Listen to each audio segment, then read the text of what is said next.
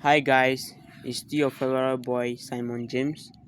As I was saying on my last video, I said I am going to teach you on how to call things like animals, house in Hausa.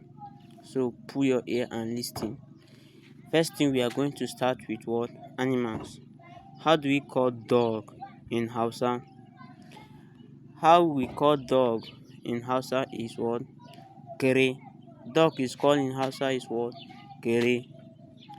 Number two, house. How do we call house in Hausa? Gida. Can you repeat after me? Gida. Gida. Thank you.